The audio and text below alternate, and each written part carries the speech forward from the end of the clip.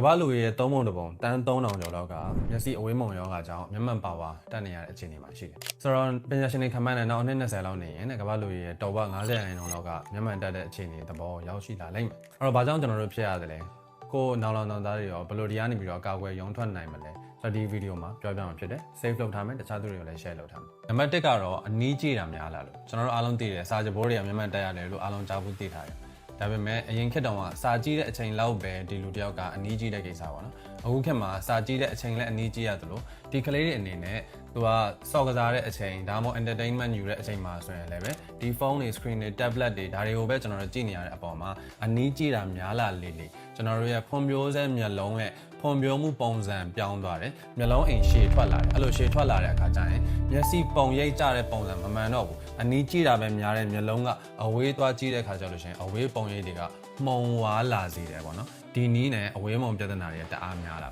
နံပါတ်2ကတော့မျိုးဗီဇကြောင့်ပေါ့နော်ဆိုတော့အဖေမေမှာကျွန်တော်မျက်မှန်သမားဖြစ်တဲ့ဆိုရင်တာသမီမှာလည်းမျက်မှန်သမားဖြစ်ဖို့အတွက်အလားအလာပို့ပြီးတော့များလာတယ်အဲမျိုးဗီဇပြဿနာကအရင်ရှေ့ခေတ်ကလေးကရှိနေပေမဲ့လည်းအခုခေတ်မှာပို့ပြီးတော့များလာရတဲ့အကြောင်းရင်းကဒီ screen ကြည့်တာအနီးကြည့်တဲ့ကိစ္စတွေများလာလို့ပေါ့နော်တတိယကတော့ urbanization လို့ခေါ်တဲ့မျိုးပြအင်္ဂါရက်တွေပို့ပြီးပြေဆုံးလာတော့ပေါ့နော်ဆိုတော့မျိုးပြပေါ်မှာနေတဲ့သူတွေကကျွန်တော်တို့အဝေးသဘာဝပတ်ဝန်းကျင်တွေကိုတိတ်ကြည့်တာတွေနဲတယ်သူတို့နေတဲ့ကိစ္စအလုံးကအများသောအားဖြင့် indoor မှာပဲအခန်းတွင်းမှာပဲနေတာတွေများတယ်စော်ကစားရင်လည်း indoor စာဖတ်ရင်လည်း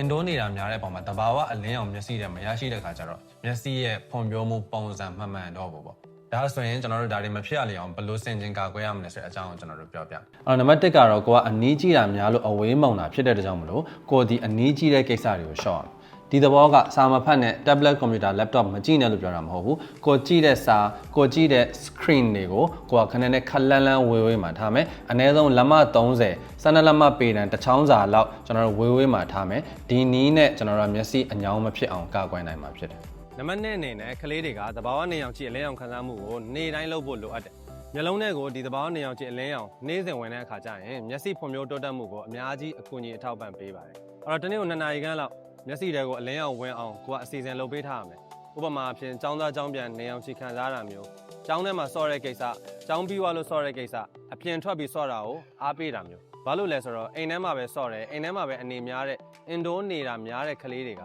မျက်စိအားနေတဲ့ကိစ္စမျက်စိမှုန်တဲ့ကိစ္စပို့ပြီးတော့ဖြစ်စေတတ်တာကိုတတိယကတော့20-20-20အဓိပ္ပာယ်က screen တွေ laptop တွေကျွန်တော်တို့ကြည့်ရများတဲ့အခါကျရင်မိနစ်20ပြေတိုင်းတစ်ခေါက်စက္ကန့်20အကြာပေ20အဝေးမှာရှိတဲ့ပစ္စည်းတစ်ခုခုကိုကကြည့်မယ်ဒါမှမဟုတ်ပြတင်းပေါက်ဖွင့်ပြီးတော့အပြင်အောင်ထွက်ကြည့်မယ်ဒါမျိုးလေးကိုကသင်ပေးထားမယ်ဒီနည်းနဲ့အနီးကြည့်လို့ညောင်းနေတဲ့မျက်စိကိုအဝေးပြန်ကြည့်လိုက်ခြင်းအပြင်မျက်စိကြွက်သားတွေကိုအညောင်းပြေစေမှာဖြစ်ပါတယ်ကျွန်တော်တို့သဘာဝပတ်ဝန်းကျင်ကိုကလေးတွေကသူတို့ရဲ့မျက်လုံးနဲ့ခံစားကြပါတယ်အဲ့တော့ကလေးတွေရဲ့ဒီမျက်လုံးတွေကိုကောက်ွယ်ဖို့အတွက်ဒီအခုပေးတဲ့ message လေးကိုတခြားသူတွေစီရောက်သွားအောင်ဒီဗီဒီယိုလေးကို share လုပ်ပေးထားပါအောင်နော်နောက်ဗီဒီယိုမှာပြန်ဆောင်ကြပါမယ်